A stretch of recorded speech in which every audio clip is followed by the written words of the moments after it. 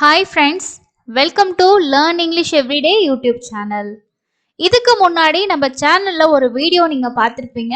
இங்கிலீஷ்ல இருக்கக்கூடிய பெரிய வார்த்தைகளை நம்ம எப்படி தமிழ்ல டிரான்ஸ்லேட் பண்ணிட்டு ஈஸியா எத்தனை சிலபிள் அப்படின்னு சொல்லிட்டு பிரிச்சு படிக்கிறது அப்படின்ற மாதிரி ஒரு வீடியோ ஷேர் பண்ணியிருப்பேன்.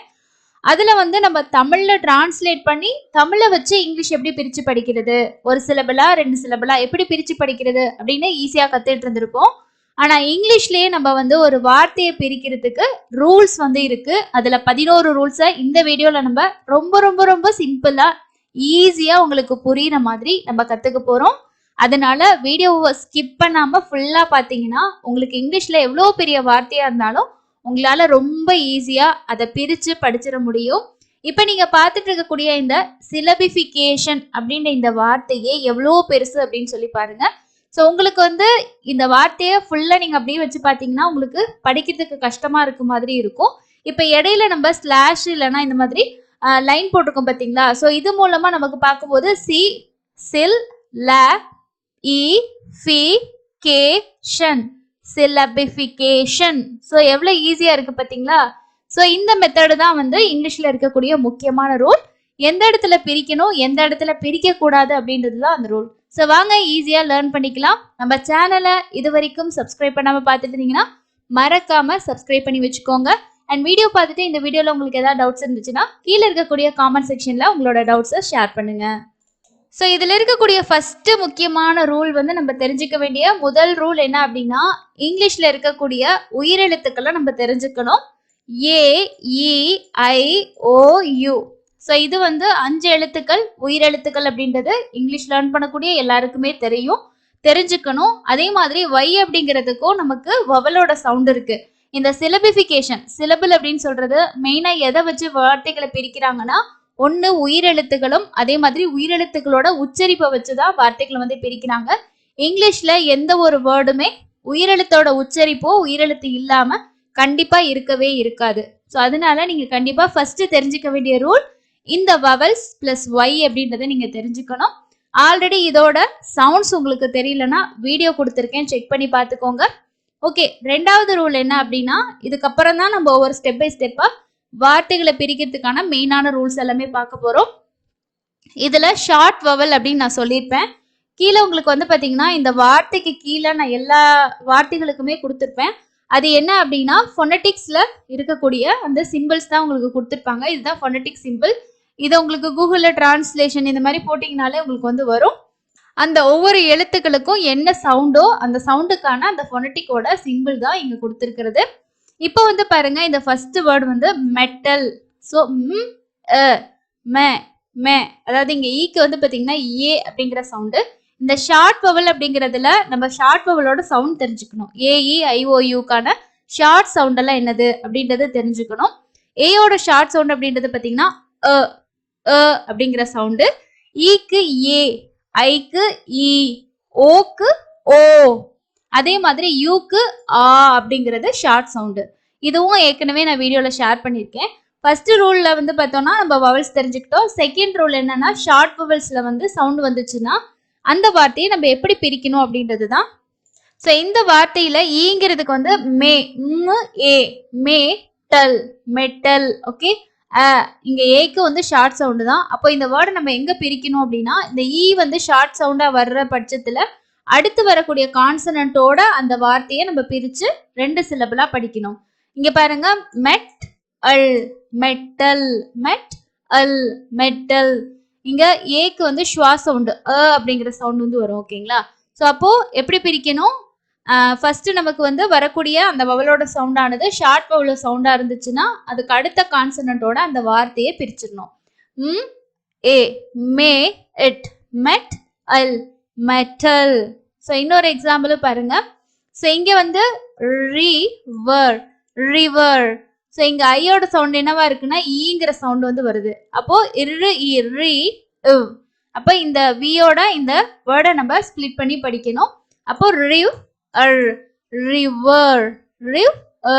ரிவர். புரியுதா?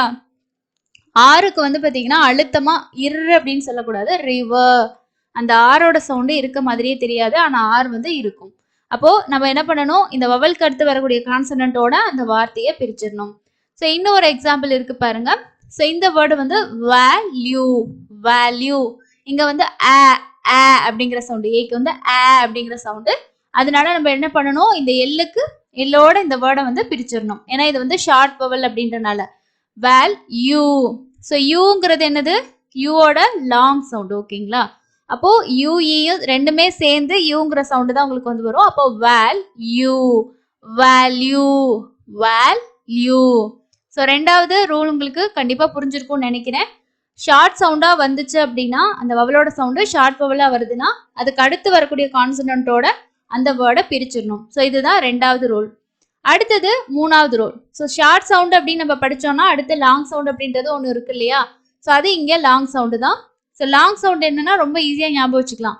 AEIOU இந்த 5க்குமே லாங் சவுண்ட் என்ன அப்படின்னா அந்தந்த எழுத்தோட பேரு தான் லாங் சவுண்டு. ஸோ இது வந்து ஏனா ஏ, இ, ஐ, ஓ, யூக்கு யூ தான் எக்ஸ்ட்ரா ஊங்கிற ஒரு சவுண்ட் வந்து வரும். ஸோ இதுதான் லாங் சவுண்டு. ஸோ இங்க வார்த்தையை நம்ம எப்படி பிரிக்கணும்னு பாருங்க. இப்பு ஏ, பே, பு இ, பேபி. ஸோ அப்போ என்ன பண்ணணும்னா இந்த லாங் சவுண்டு வரக்கூடிய வவலோட அந்த வார்த்தையை பிரிச்சிடணும். அப்போ இப்பு ஏ, பே, பி, பே, பி, பேபி, பேபி. ஓகே? ஸோ நமக்கு வந்து லாங் வவல்ல சவுண்டு வந்து வருது அப்படின்னா அந்த வவலோடையே அந்த வார்த்தையை நம்ம பிரிச்சிடணும் அப்படின்றது தான் தேர்டா இருக்கக்கூடிய ரூல். அதே மாதிரி அடுத்த ஒரு எக்ஸாம்பிள் பாருங்க. இங்க வந்து இஃப், இர், ஃபிர், இது ஓட சவுண்ட் வந்து ஓ அப்படிங்கிற சவுண்டு.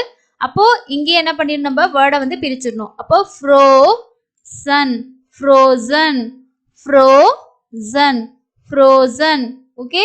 ஸோ இதுதான் மூணாவதா இருக்கக்கூடிய ரூல். அடுத்தது நாலாவதா இருக்கக்கூடிய ரூல் என்ன அப்படின்னா கான்சனன்ட் ட்வின்ஸ். கான்சனன்ட் ட்வின்ஸ் அப்படின்னு சொல்றது வந்து பாத்தீங்கன்னா ரெண்டு கான்சனன்ட் ஒன்னா சேர்ந்து வர்றது தான் இங்க கான்சனன்ட் ட்வின்ஸ் அப்படின்னு நம்ம சொல்றோம். ஸோ எக்ஸாம்பிள் பாருங்க. ஓ இருக்கு இல்லையா? ஸோ ஓக்கு பக்கத்திலே பாருங்க 2 எஃப் வருது. அப்போ அடுத்தது வந்து அங்கிற சவுண்டு ஆஃபன், ஆஃபன், என் ஏ. So offended, offended. ஸோ இங்க வந்து ஈங்கிறது நமக்கு ஷார்ட் சவுண்டு தான். ஆனால் 2 கான்சனன்ட் வரும்போது நம்ம என்ன பண்ணணும் அப்படின்னா இந்த ஓக்கு அடுத்து இந்த எஃப் ரெண்டோட சேர்த்து இந்த வேர்டை நம்ம வந்து ஸ்ப்ளிட் பண்ணிடணும். அடுத்தது வந்து பாருங்க ஏ, ஈயோட சவுண்ட் என்னது, ஏங்கிற ஷார்ட் சவுண்ட் வருது. அப்போ ஷார்ட் சவுண்ட் வந்துச்சுன்னா என்ன ரூல் பார்த்தோம் ஃபர்ஸ்ட், ஷார்ட் சவுண்டுக்கு அடுத்து இருக்கக்கூடிய கான்சனன்ட்டோட அந்த வேர்டை பிரிக்கணும் இல்லையா? ஸோ அதுக்கு அடுத்தது பார்த்தீங்கன்னா டெட். ஸோ இது வந்து 3 சிலபிள் இருக்கக்கூடிய வேர்டு. எப்படி படிக்கணும்னா offended, offended, offended, offended. Fourth rule என்னது, 2 கான்சனன்ட் வந்துச்சுன்னா அதுக்கு முன்னாடி இருக்க வவலோட அந்த 2 கான்சனன்ட்டையும் சேர்த்து அந்த இடத்துலயே வந்து அந்த வேர்டை நம்ம ஸ்ப்ளிட் பண்ணணும். அதே மாதிரி அடுத்து நம்ம முன்னாடி பார்த்த அந்த ரூல் தான். ஸோ இது வந்து ஆஃப் அண்ட் டட் அப்படின்னு சொல்லி பார்க்கணும். ஸோ இதுதான் ஃபோர்த் ரூலு. அடுத்தது வந்து பார்த்தீங்கன்னா ஃபிஃப்த் ரூல் என்ன அப்படின்னா 2 வவல்ஸ். அதாவது 2 வவல்ஸ் சேர்ந்து வந்துச்சு அப்படின்னா அந்த 2 வவலையும் நம்ம தனித்தனியாக பிரிக்கக்கூடாது. ஓகேங்களா? ஸோ அதுதான் 2 வவல்ஸ். அதே மாதிரி வந்து இங்கிலீஷில் வந்து பார்த்தீங்கன்னா 2 வவல்ஸ் சேர்ந்து ஒரு சவுண்ட் வரும். இப்போ ஓஐ சேர்ந்து ஐ, ஐ அப்படிங்கிற சவுண்ட் இருக்கா? ஸோ நம்ம வந்து இந்த ஓவை தனியாகவும் ஐயை தனியாகவும் பிரிக்கக்கூடாது. ஏன்னா அங்கே 2 சேர்ந்து தான் சவுண்ட் வருது. இப்போ சில இடங்கள்ல என்ன வரும்னா LION வச்சுக்கோங்களேன். ஸோ இங்கே வந்து ஐயும் ஓவும் அடுத்தடுத்து தான் வருது. ஆனால் வந்து இங்கே ஐயும் ஓவும் சேர்ந்து சவுண்டு கொடுக்குறது இல்லை அந்த வார்த்தைக்கு. எப்படி படிப்போம்னா இல் ஐ, லை அன், லயன். ஸோ அப்போ வந்து இந்த ஓவோட சவுண்டும் இந்த ஐயோட சவுண்டும் தனித்தனியாக தான் வருது. அப்போ நாம வந்து இந்த வேர்டை பிரிக்கலாம். ஆனால் இங்கே 2 சேர்ந்தே தான் சவுண்டு கொடுக்குது அப்படின்னும் போது அந்த இடங்கள்ல நம்ம பிரிக்கக்கூடாது. இதை மெயினாக நீங்கள் பார்க்கணும். ஸோ இதை வந்து எப்படி நம்ம பிரிக்கணும்னா இந்த 2 வவல்ஸ் வருது இல்லையா, அதுக்கு வரக்கூடிய கான்சனன்ட்டோட அந்த வேர்டை நம்ம பிரிக்கணும். அப்போ டாய் எட், டாயில் எட், டாய்லெட், டாய்லெட். ஓகே? டாயில் எட், டாய்லெட். ஸோ இதுதான் 5வது ரூல். அடுத்தது 6வது ரூல் என்னன்னு பார்த்தீங்கன்னா கான்சனன்ட் கிளஸ்டர்ஸ். அதாவது 2 கான்சனன்ட் இல்லைன்னா 3 கான்சனன்ட் சேர்ந்து நமக்கு ஒரே தான் சவுண்ட் வரும். அதாவது ஒரு சவுண்ட் அப்படின்னு நம்ம சொல்லிட முடியாது, 2 சவுண்ட் மாதிரி இருக்கும். ஆனால் அதை 2ஐயும் சேர்த்து தான் நம்ம படிப்போம். ஓகேங்களா? ஸோ இப்போ எக்ஸாம்பிள் பார்த்தீங்கன்னா பில், பிர், இச், கில், டிர், ஃபில், ஃபிர், கில், கிர், பில், பிர், ஸ்கு, இஷ், ஸ்கு, சில், சிம், சின், ஸ்பு, ஸ்டு, சிவ், டு, ட்ர், டு, உவ், விர், ஸ்ச். அதே மாதிரி ஸ்கிர், ஷிர், ஸ்பு அந்த மாதிரி பார்த்தீங்கன்னா இதெல்லாம் சேர்ந்து தான் சவுண்ட் வரும். ஸோ இந்த மாதிரி இருக்கும்போது நம்ம என்ன பண்ணக்கூடாது அப்படின்னா இதுக்கு ரெண்டுக்கு இடையில நம்ம வந்து பிரிக்க கூடாது. ஓகேங்களா? ஸோ இந்த ரூல் கண்டிப்பா ஞாபகம் வச்சுக்கோங்க. மேக்ஸிமம் வந்து வார்த்தைகள் வரும். இப்போ எக்ஸாம்பிள் பார்த்தீங்கன்னா பிளண்ட், பிளண்ட். ஸோ இங்க வந்து புல் இது ரெண்டும் சேர்ந்து தான் வருது. அப்ப இந்த பிய தனியாவும் இந்த எல்ல தனியாவும் நம்ம வந்து பிரிக்க கூடாது. ஸோ இதுக்கான எக்ஸாம்பிள் பாருங்க. ஸோ இந்த பேனிஷிங், பேனிஷிங் அப்படிங்கிற இந்த வேர்டை நம்ம எப்படி பிரிக்கணும்னா ஸோ இங்க வந்து ஏயோட சவுண்ட் என்னன்னா ஷார்ட் சவுண்டு ஆ, பே. அப்போ ஷார்ட் சவுண்ட் வந்துச்சுன்னா என்ன பண்ணணும், அடுத்து இருக்க கான்சனண்டோட அந்த வேர்டை வந்து பிரிக்கணும் இல்லையா? ஸோ அடுத்தது பாருங்க ஐயோட சவுண்டும் ஈங்கிற ஷார்ட் சவுண்டு தான் வருது. நம்ம ரூல் படி என்ன பார்த்துருக்கோம், இந்த ஈக்கு வந்து ஐக்கு வந்து ஈங்கிற ஷார்ட் சவுண்ட் வந்தனால அடுத்து இருக்க கான்சனண்டோட அந்த வார்த்தையை பிரிக்கணும். ஆனா இங்க வந்து பிரிக்க கூடாது. ரீசன் வந்து என்னன்னா இந்த எஸ்ஸும் ஹெச்சும் சேர்ந்து இஷ் அப்படிங்கிற ஒரு சவுண்டு கொடுக்குது. அதே மாதிரி அது கான்சனன்ட் கிளஸ்டரா வந்து இருக்கு. ஸோ அதனால இங்க நம்ம பிரிக்க கூடாது. அப்ப என்ன பண்ணணும்னா இந்த எஸ்ஹெச்க்கு அப்புறம் தான் அதை வந்து பிரிக்கணும். ஸோ இந்த வார்த்தை எப்படி பிரிக்குதுன்னா 3 சிலபிளா பிரிப்படுது. பேன், இஷ், இங், பேனிஷிங். ஓகே. ஸோ அப்போ இந்த எஸ்ஹெச் இந்த மாதிரி கான்சனன்ட் கிளஸ்டர்ஸ் எல்லாம் வர இடங்கள்ல அந்த 2 கான்சனன்ட் கிளஸ்டரையும் தனித்தனியா நம்ம வந்து பிரிக்க கூடாது. ஓகேங்களா? ஸோ அடுத்தது வந்து பாத்தீங்கன்னா ரூல் 7 என்னன்னா இதுக்கு முன்னாடி நான் உங்களுக்கு வந்து சொல்லியிருப்பேன். 2 வவல்ஸ் வந்துச்சுன்னா அதோட சவுண்டு ஒன்னா இருக்கும் போது அதை நம்ம பிரிக்க கூடாது அப்படின்னு சொல்லிட்டு. அதே மாதிரி வவல்ஸ் மட்டும் கிடையாது, கான்சனண்ட்டும் கூட. அதாவது ஒரு வவலும் ஒரு கான்சனண்ட்டும் சேர்ந்து வந்தாலும் அங்கேயும் நம்ம வந்து பிரிக்க கூடாது. எக்ஸாம்பிள் பார்த்தீங்கன்னா இந்த ஜுவல் அப்படிங்கிற இந்த வேர்டு இங்க வந்து பார்த்தீங்கன்னா EWELனு வருது. ஸோ இதை வந்து ஜுவல் அப்படின்னு நம்ம படிப்போம். ஆனால் இங்கே வந்து என்ன அப்படின்னா இந்த ஈயோட நம்ம வந்து இந்த வேர்டை பிரிக்க கூடாது. ஏன்னா இந்த ஈயும் டபிள்யூவும் சேர்ந்து தான் வருது இல்லையா? அப்போ jewel, jewel, jewel, jewel. எப்படி பிரிக்கணும்னா JEW அடுத்து EL இப்படி தான் வந்து பிரிக்கணும். ஓகேங்களா? ஸோ அது மாதிரி ரூல் 7 என்னன்னா வவல் பிளெண்ட்ஸ், வவல் பிளெண்ட்ஸ் அதே மாதிரி கான்சனட்டோட சேர்ந்து வர வவல் பிளெண்ட்ஸ் வந்தாலும் அது ரெண்டும் சேர்த்து ஒரு சவுண்டு கொடுக்குதுன்னா நம்ம அந்த 2 எழுத்தையும் பிரிக்க கூடாது. ஓகே. ஸோ அடுத்தது வந்து பார்த்தீங்கன்னா ரூல் 8. இங்க வந்து என்ன சொல்லியிருக்கோம்னா லாஸ்ட் கான்சனன்ட். ஸோ கடைசியா வரக்கூடிய கான்சனன்ட் அது என்னன்னா இங்க பாருங்க டி இஸ். ஸோ ஐயோட சவுண்ட் என்னது ஈங்கிற சவுண்டு. அப்போ நம்ம ஃபர்ஸ்ட் பார்த்த ரூல் படி ஷார்ட் சவுண்ட் வந்துச்சுன்னா அடுத்து வர கான்சனன்ட்டோட அந்த வேர்டை பிரிச்சிடணும். ஓகே. இப்போ இங்க பிரிச்சிட்டோம். அடுத்தது எப்படி பிரிக்கிறது, இது வந்து OU சேர்ந்து அவு அப்படிங்கிற சவுண்டு. ஓகே. அப்போ என்ன பண்ணுவோம்னா அதுக்கு அடுத்து இருக்க கான்சனன்ட்டோட தானே இந்த வார்த்தையை நம்ம பிரிப்போம். முன்னாடி பார்த்தோம் இல்லையா?